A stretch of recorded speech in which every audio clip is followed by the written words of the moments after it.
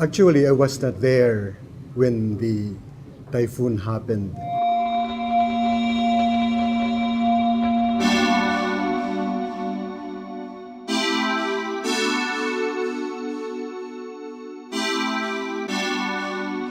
And the first time I saw the footage of the destruction of our church was I was in Galilee at that time, and actually I really cried. I shed tears the first time I saw it, but it was not really unexpected because historically I know that it was not the first time that the church was rendered roofless. On October 8, 1897, there was also a big storm, and the whole roof of the church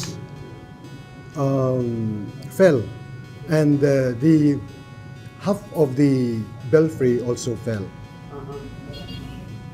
And that time, I think during the Spanish period, that was the biggest storm ever.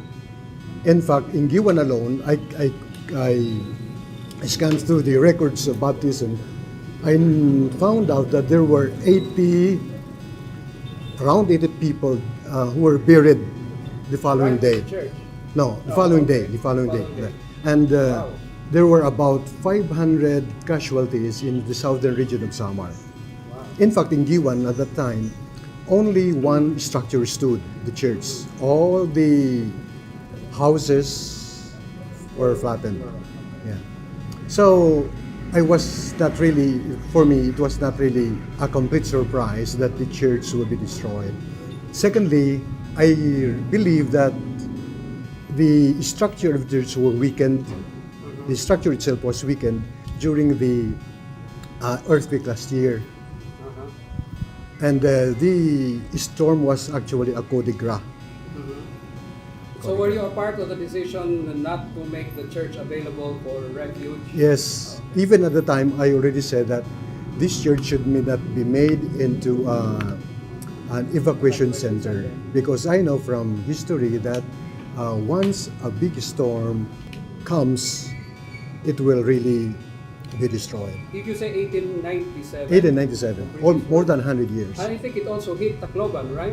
Yeah, Incidentally. yeah, it hit Tacloban and all the southern towns. In fact, it was also the storm that hit Hernani. That is why the whole town of Hernani was transferred to its present place because of that storm, big storm. So it is really a deja vu, a repeat performance. So I was not really surprised. Primary needs of the people centered on food. However, I think we have passed that stage and they are now in the rehabilitation stage. What they need really is, first of all, to rehabilitate their houses and also their occupation. From the point of view of faith, what can you say about it? Well, from the point of view of faith, I have been telling them that this is not a punishment from God. This is not. God is good. Everything that comes from God is always good. If this storm happened, it is simply because of the imperfection of the world.